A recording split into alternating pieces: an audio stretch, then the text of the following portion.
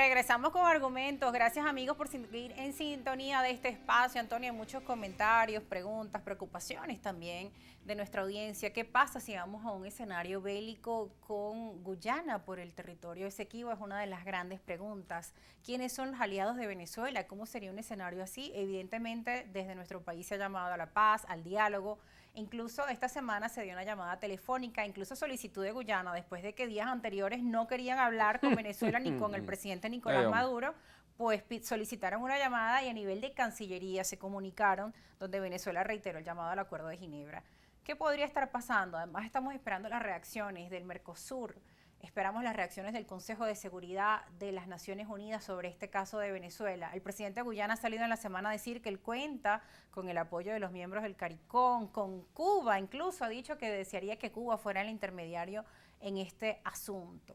Bueno, aquí primero déjame decirte que no quiero entrepituras cubanas, porque ya aquí hay un mandato expreso del pueblo venezolano para ejecutar y que ejecutemos ahí en nuestro estado Guayana Esequiba.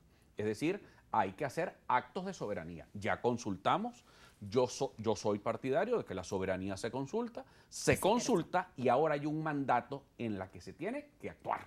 Entonces, al presidente Nicolás Maduro, él sabe que tiene que actuar y que hay unos planes. Muy buenas las leyes, muy buenas, está bien, que viene la ley del Estado Esequibo, la ley de rescate, la ley del otro, así, pero mucha burocracia. El tema en Tumeré, maravilloso, eso sí, pero ya va, patrullaje. Necesitamos patrullaje en las aguas nuestras, en nuestro mar, en nuestra plataforma continental y en nuestro mar territorial. Pero también necesitamos el sobrevuelo. Que ningún barco petrolero se vaya a saber, entienda, o vaya a oler eso porque se van. Eso es sencillo. Mira, aquí se le acabó el negocio y las barabuconadas a Irfán Ali, al delincuente este de Guyana. Hazme el favor. Y a usted que me está viendo, porque le encantan sacarme en la prensa de Guyana, pero ya usted sabe lo que le viene. Déjeme decirle una cosa, presidente Irfán Ali. Se le acabaron sus negocios petroleros en territorio venezolano. Fin, se le acabó. Usted sabe ya que es de altísimo riesgo poner una plataforma petrolera en aguas del territorio Esequibo, nuestro, y además en aguas del Delta Macuro.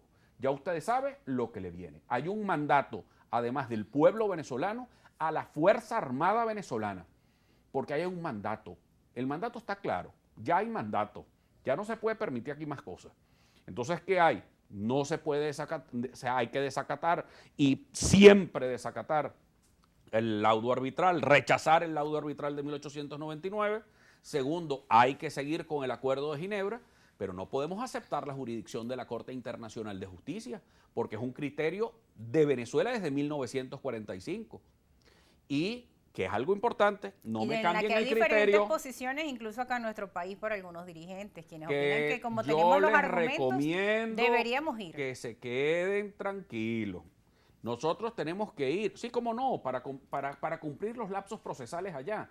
Vayamos, cómo no, pero es que hay un mandato claro. Pero el secretario de las Naciones Unidas dijo, atención Venezuela, que la CIJ hizo un mandato si es vinculante. Ah, sí, mira, yo quiero que él tenga la bocaza, el secretario general de las Naciones Unidas. Primero, ojalá tuviera el mismo comportamiento que tuvo su antecesor en 1982, Javier Pérez de Cuéllar, que sí era un digno secretario general de las Naciones Unidas, que rechazó también la pretensión de Guyana de llevarnos a la Corte Internacional de Justicia y nombró un buen oficiante.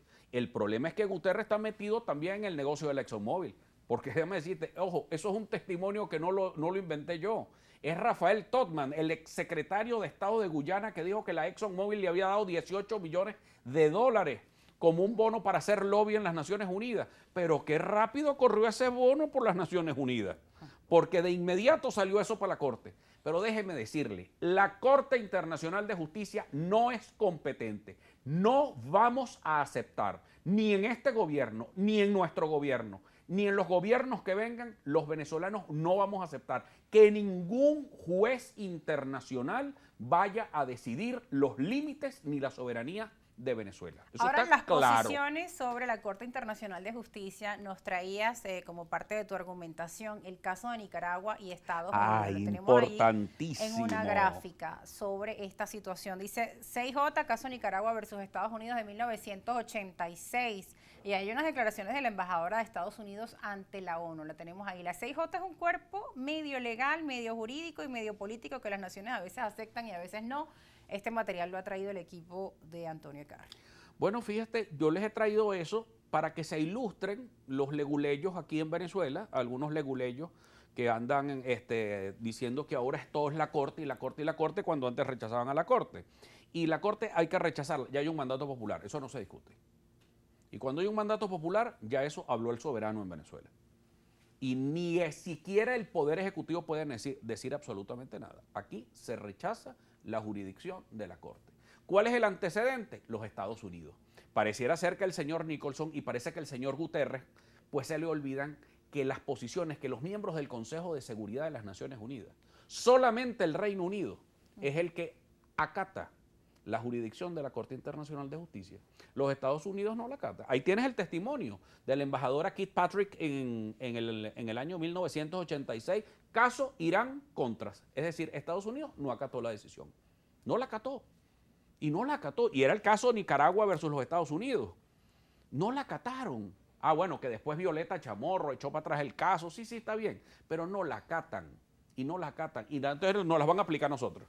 Ahora, pero ¿qué pasa si hay un fallo de la Corte Internacional de Justicia desfavorable para Venezuela? ¿Cómo vamos a vernos en la comunidad internacional? ¿Hacia dónde se dirigirían las estrategias de Venezuela en este sentido? Esa corte esa corte es más endeble que nadie. Esa corte, como te dice, yo tengo el mismo criterio de la embajadora Kirkpatrick de los Estados Unidos, de la embajadora de Ronald Reagan ahí ante las Naciones Unidas. Eso es una media corte que no es corte ni es nada. Entonces, por mí pueden hacer lo que les dé la gana. Yo les dije que podían enrollárselo y tienen los bolsillos listos de sus paltó para que lo hicieran y para que se lo escondieran. La verdad que en Venezuela no le vamos a hacer caso. Ningún tipo de consecuencia. Ningún tipo de consecuencia. Fíjate, está el caso de Colombia. El caso de Colombia versus Nicaragua. Que también estuvo ahí. Colombia era parte del Estatuto de la Corte. Pero el desastre jurídico que generó la Corte fue de tal magnitud que el presidente Juan Manuel Santos decidió salirse del Estatuto de la Corte. ¿Tú crees que Colombia ha ejecutado la sentencia de la Corte? No. Ahí están las fragatas de la Armada colombiana dando vueltas alrededor del archipiélago de San Andrés sin ningún tipo de problema. Entonces, ahora van a ser así, sí.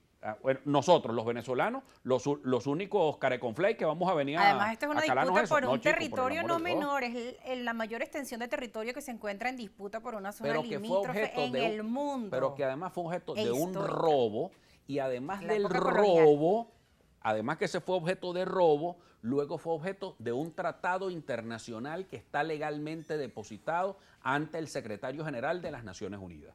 Yo creo firmemente que nosotros tenemos que iniciar unas investigaciones de todo tipo frente a las acciones del secretario general de las Naciones Unidas. Yo creo que Venezuela aquí tiene que ser sumamente, mucho más agresiva en su política exterior. Primero, aquí tienen que salir oficios ya para todas las transnacionales y todas las compañías petroleras para decirles el estatus en que está esto.